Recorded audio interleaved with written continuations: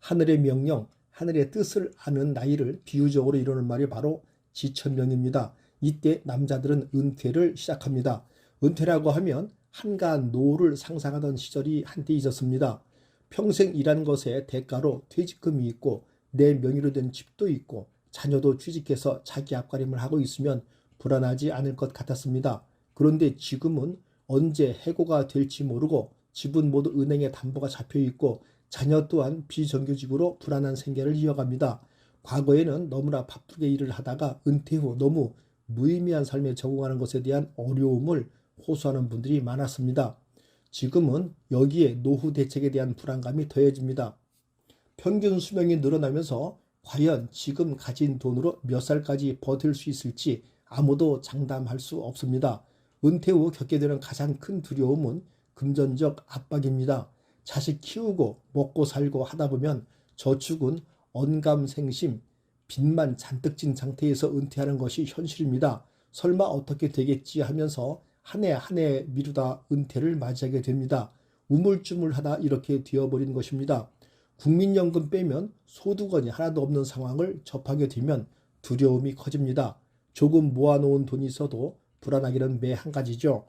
평소 은퇴 후에 남자들의 삶에 대해 관심이 많아 가끔 관련 방송들을 즐겨보는데 우연하게 이 책의 저자가 출연한 방송을 봤던 기억이 있는데 마침 교보문고에서 저자가 쓴 책을 발견하였습니다.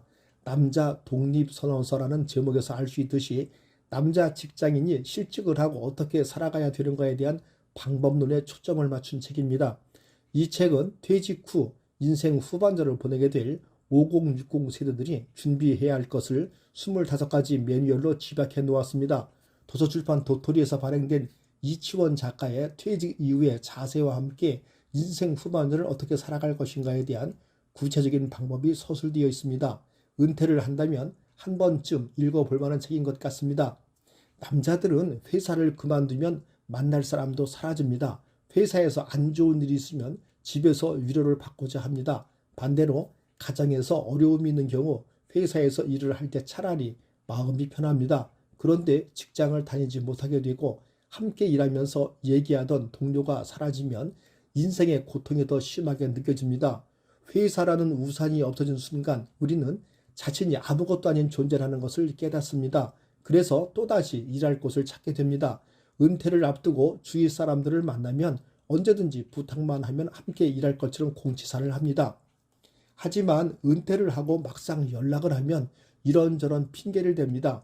혹시 월급 때문인가 생각이 들어서 자존심을 버리고 주는 대로 받겠다고 말을 합니다. 하지만 연락은 오지 않습니다.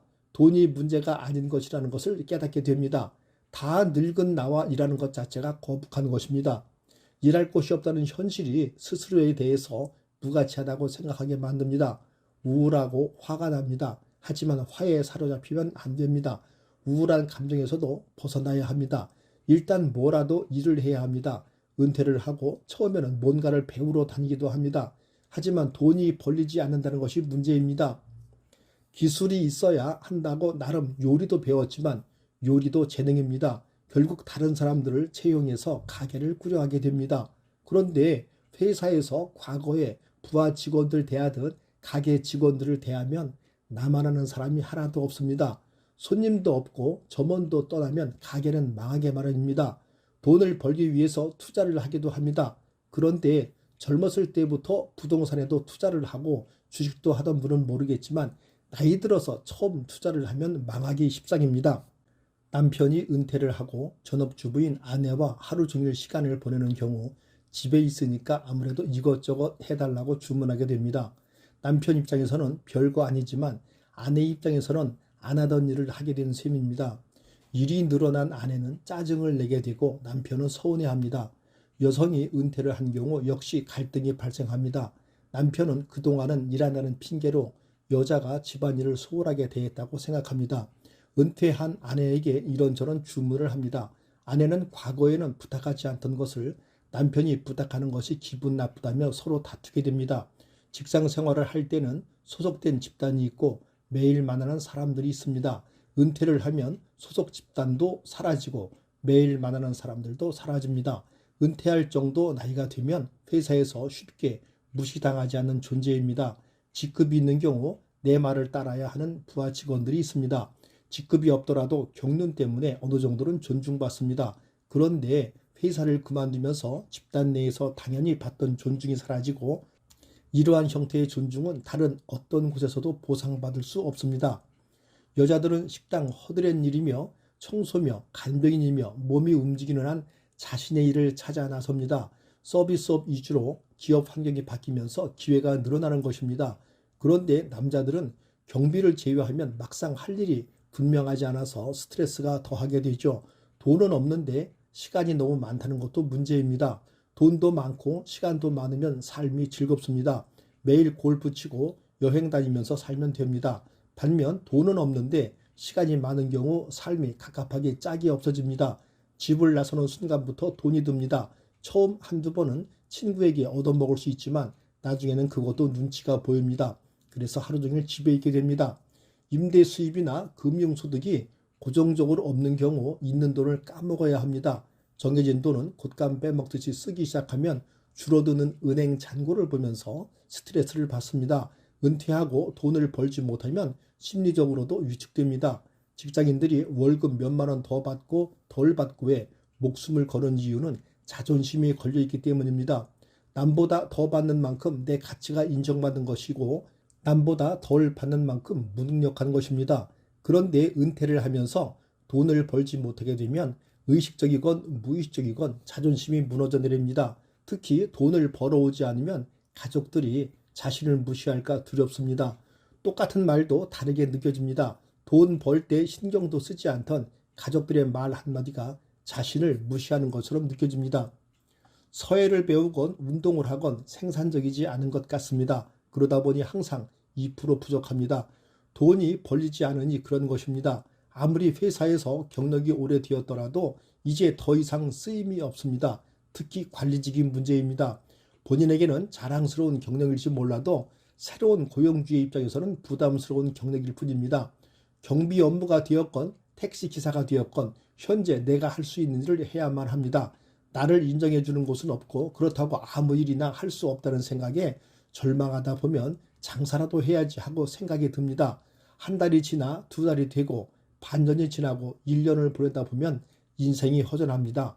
일을 하고 싶은데 일이 없습니다. 그런데 소비라는 것이 어느 하루에 줄어들지 않습니다. 은퇴를 몇 년 앞두면서부터 서서히 소비를 줄여야 합니다. 그리고 아프지 말아야 합니다. 흔히 스트레스를 받아서 병이 생겼다고들 합니다. 그럴 수도 있습니다. 하지만 몸이 아프면 스트레스를 받는 것은 100% 확실합니다. 몸이 없으면 마음도 없습니다. 따라서 건강검진은 필수입니다. 우리나라 사람들의 3분의 1 이상이 암에 걸립니다. 1억을 모으기보다 중요한 것이 1억을 아끼는 것입니다. 암을 조기에 발견해서 완치하는 것만으로도 1억 이상을 아낄 수 있습니다. 투자를 할 때 아내는 남편이 말리면 남편은 아내가 말리면 부모는 자식이 말리면 하면 안 됩니다. 말리는데도 하다가 손해보면 부부관계도 끝장이 납니다. 그렇다고 몰래 하면 진짜 끝장입니다. 부모가 돈을 날리면 자식들과도 소원해집니다. 자식들은 어차피 날릴 돈이었다면 나한테나 물려주면 좋았지 않느냐고 하면서 부모를 원망하게 됩니다. 버는 돈 없이 쓰기만 한다는 불안에 시달리게 되면 사업이 되었건 투자가 되었건 돈을 불려야만 한다는 생각에 사로잡히게 됩니다. 하지만 돈이 줄어드는 것이 불안하다면 소비를 줄이는 것이 가장 분명한 방법입니다. 부인은 남편의 말을 그리고 남편은 부인의 말이라도 들어야 합니다. 흔히 은행 이자보다야 낫겠거니 합니다. 하지만 은행에 돈을 맡기면 원금을 손해보는 일은 없습니다. 상가, 주식, 부동산 등등 원금을 손해보면 안 하느니만 못합니다. 더군다나 은퇴를 하면 더 이상 들어오는 돈은 없습니다. 노인의 돈은 건드리지 않는 것을 원칙으로 하는 사기꾼이 있다고 합니다. 일을 해서 다시 벌어서 돈을 모을 방도가 없기 때문에 노인이 가장 끈질기게 사기꾼을 추적한다는 것입니다. 그러다 가게를 합니다. 남이 할 때는 안 된다고 말렸지만 내가 하면 될 것 같습니다. 특히 좋은 직장에서 좋은 대우를 받던 분들의 경우 내가 하면 어떻게 되겠거니 생각을 합니다. 겁이 나지만 설마 망할 것이라고는 생각을 안 합니다. 망해본 적이 없기 때문입니다. 하지만 회사에서 필요로 하는 덕목과 장사에서 필요로 하는 덕목은 완전히 다릅니다. 몇십 년을 회사를 등에 업고 일하던 분이 김밥 한 줄을 먹고 2,000원 내는 고객을 대하는 것은 쉽지 않습니다. 본인은 웃는다고 생각을 하지만 고객은 무뚝뚝하다고 생각을 합니다. 그리고 술은 나이가 들수록 약해집니다. 보약을 먹는 대신 술부터 끊어야 합니다. 그리고 완치에 대한 환상 때문에 건강식품을 먹는 대신 고혈압, 당뇨, 고지혈증 약을 매일 잘 먹어야 합니다. 몸은 잘 간수하는 것이 마음을 잘 간수하는 것보다 더 중요합니다. 남자들은 이혼 당하지 않게 아내에게 잘해야 합니다. 나이가 들수록 여자는 남자 없이도 잘 삽니다. 오히려 더 편하게 삽니다. 그동안은 돈 벌어오니까 아내가 참고 살았던 경우 남편이 돈을 벌어오지 않으면 같이 살 이유도 줄어들게 됩니다. 하지만 남자는 여자가 하루라도 없으면 당장 비상사태가 벌어집니다. 빨래, 청소, 요리 등 뭐 하나 혼자서 할 수 있는 것이 없습니다. 그리고 평생 싸우면서 산 부부가 은퇴한다고 사이가 좋게 되지 않습니다. 더 이상 사이만 나빠지지 않으면 됩니다. 자식을 대할 때는 따뜻하게 대해야 합니다. 늙어서 요양병원에 입원하면 자식 면회 오는 것만 기다리면서 살게 됩니다. 자식이 찾아와 주지 않으면 서럽습니다. 만약에 살다가 자식과 멀어졌다면 자식과 화해해야 합니다. 자식과 화해하기 위해서는 말은 줄이고 가급적 자식의 이야기를 많이 들어야 합니다. 그리고 자식이 뭐라고 하면 무조건 잘했다고 칭찬을 하시기 바랍니다. 내가 말려도 듣지 않습니다. 이래도 하고 저래도 할 바에는 내가 맞다고 하고 의를 상하지 않는 것이 중요합니다. 하지만 증여는 하지 말고 목돈도 주지 말아야 합니다. 자식들이 부모 찾아오는 이유 중 상당수는 돈 때문입니다. 증여를 해주고 줄 돈이 없으면 더 이상 자식들이 부모를 찾지 않습니다. 그냥 볼 때마다 조금씩 돈을 집어주는 것이 최선입니다. 그러면 크건 작건 돈 받는 맛에 자식들도 손주도 더 자주 찾아옵니다. 은퇴 후에는 가능하면 살던 대로 사는 것이 바람직합니다. 은퇴를 하고 소비를 줄여야겠다는 생각에서 지방으로 이주하는 분들이 있습니다. 귀농이 아닌 귀촌을 하는 분도 있습니다. 그런데 아는 사람도 없는 낯선 곳에 살다가 보면 후회하는 경우도 적지 않습니다. 시골 인심이 생각 같지 않습니다. 텃밭 가꾸는 것도 엄청난 노동입니다. 하늘의 명령, 하늘의 뜻을 아는 나이를 비유적으로 이루는 말이 바로 지천명입니다. 이때 남자들은 은퇴를 시작합니다. 은퇴라고 하면 한가한 노후를 상상하던 시절이 한때 있었습니다. 평생 일한 것에 대가로 퇴직금이 있고 내 명의로 된 집도 있고 자녀도 취직해서 자기 앞가림을 하고 있으면 불안하지 않을 것 같았습니다. 그런데 지금은 언제 해고가 될지 모르고 집은 모두 은행에 담보가 잡혀 있고 자녀 또한 비정규직으로 불안한 생계를 이어갑니다. 과거에는 너무나 바쁘게 일을 하다가 은퇴 후 너무 무의미한 삶에 적응하는 것에 대한 어려움을 호소하는 분들이 많았습니다. 지금은 여기에 노후 대책에 대한 불안감이 더해집니다. 평균 수명이 늘어나면서 과연 지금 가진 돈으로 몇 살까지 버틸 수 있을지 아무도 장담할 수 없습니다. 은퇴 후 겪게 되는 가장 큰 두려움은 금전적 압박입니다. 자식 키우고 먹고 살고 하다 보면 저축은 언감생심, 빚만 잔뜩 진 상태에서 은퇴하는 것이 현실입니다. 설마 어떻게 되겠지 하면서 한 해 한 해 미루다 은퇴를 맞이하게 됩니다. 우물쭈물하다 이렇게 되어버린 것입니다. 국민연금 빼면 소득원이 하나도 없는 상황을 접하게 되면 두려움이 커집니다. 조금 모아놓은 돈이 있어도 불안하기는 매 한 가지죠. 평소 은퇴 후에 남자들의 삶에 대해 관심이 많아 가끔 관련 방송들을 즐겨보는데 우연하게 이 책의 저자가 출연한 방송을 봤던 기억이 있는데 마침 교보문고에서 저자가 쓴 책을 발견하였습니다. 남자 독립선언서라는 제목에서 알 수 있듯이 남자 직장인이 실직을 하고 어떻게 살아가야 되는가에 대한 방법론에 초점을 맞춘 책입니다. 이 책은 퇴직 후 인생 후반전을 보내게 될 5060 세대들이 준비해야 할 것을 25가지 매뉴얼로 집약해 놓았습니다. 도서출판 도토리에서 발행된 이치원 작가의 퇴직 이후의 자세와 함께 인생 후반전을 어떻게 살아갈 것인가에 대한 구체적인 방법이 서술되어 있습니다. 은퇴를 한다면 한 번쯤 읽어볼 만한 책인 것 같습니다. 남자들은 회사를 그만두면 만날 사람도 사라집니다. 회사에서 안 좋은 일이 있으면 집에서 위로를 받고자 합니다. 반대로 가정에서 어려움이 있는 경우 회사에서 일을 할 때 차라리 마음이 편합니다. 그런데 직장을 다니지 못하게 되고 함께 일하면서 얘기하던 동료가 사라지면 인생의 고통이 더 심하게 느껴집니다. 회사라는 우산이 없어진 순간 우리는 자신이 아무것도 아닌 존재라는 것을 깨닫습니다. 그래서 또다시 일할 곳을 찾게 됩니다. 은퇴를 앞두고 주위 사람들을 만나면 언제든지 부탁만 하면 함께 일할 것처럼 공치사를 합니다. 하지만 은퇴를 하고 막상 연락을 하면 이런저런 핑계를 댑니다. 혹시 월급 때문인가 생각이 들어서 자존심을 버리고 주는 대로 받겠다고 말을 합니다. 하지만 연락은 오지 않습니다. 돈이 문제가 아닌 것이라는 것을 깨닫게 됩니다. 다 늙은 나와 일하는 것 자체가 거북한 것입니다. 일할 곳이 없다는 현실이 스스로에 대해서 무가치하다고 생각하게 만듭니다. 우울하고 화가 납니다. 하지만 화에 사로잡히면 안 됩니다. 우울한 감정에서도 벗어나야 합니다. 일단 뭐라도 일을 해야 합니다. 은퇴를 하고 처음에는 뭔가를 배우러 다니기도 합니다. 하지만 돈이 벌리지 않는다는 것이 문제입니다. 기술이 있어야 한다고 나름 요리도 배웠지만 요리도 재능입니다. 결국 다른 사람들을 채용해서 가게를 꾸려하게 됩니다. 그런데 회사에서 과거에 부하 직원들 대하듯 가게 직원들을 대하면 나만 아는 사람이 하나도 없습니다. 손님도 없고 점원도 떠나면 가게는 망하게 마련입니다.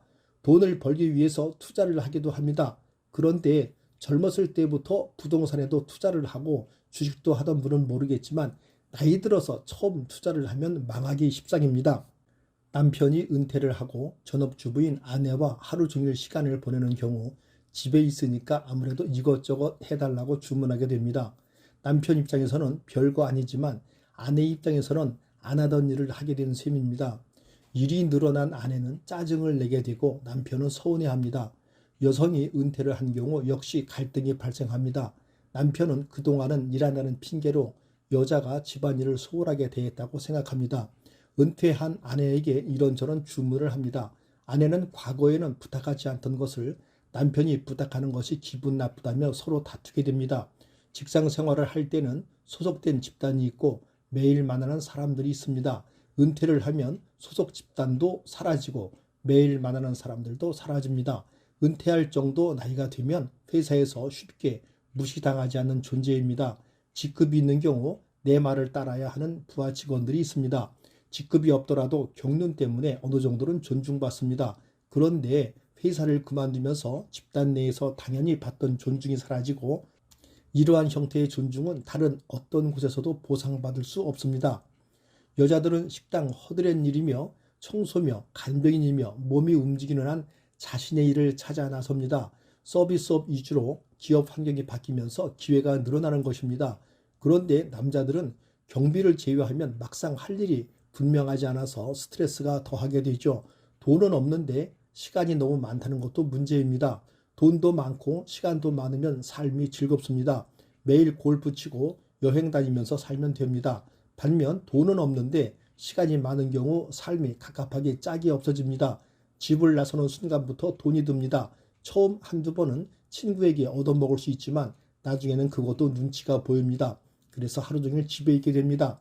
임대 수입이나 금융소득이 고정적으로 없는 경우 있는 돈을 까먹어야 합니다. 정해진 돈은 곶감 빼먹듯이 쓰기 시작하면 줄어드는 은행 잔고를 보면서 스트레스를 받습니다.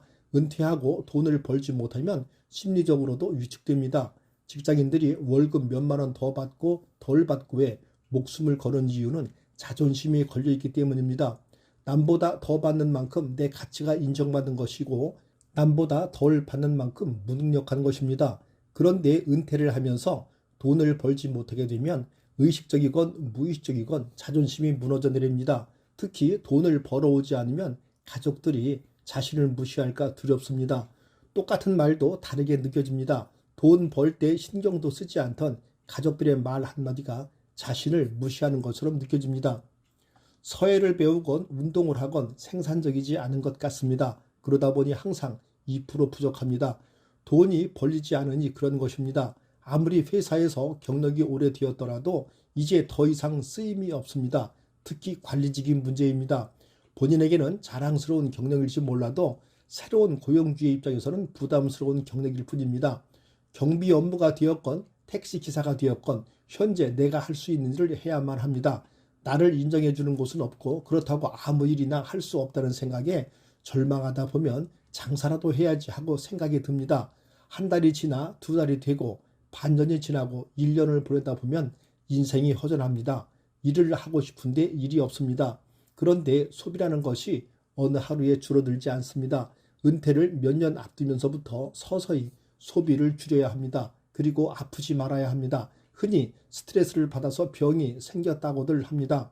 그럴 수도 있습니다. 하지만 몸이 아프면 스트레스를 받는 것은 100% 확실합니다. 몸이 없으면 마음도 없습니다. 따라서 건강검진은 필수입니다. 우리나라 사람들의 3분의 1 이상이 암에 걸립니다. 1억을 모으기보다 중요한 것이 1억을 아끼는 것입니다. 암을 조기에 발견해서 완치하는 것만으로도 1억 이상을 아낄 수 있습니다.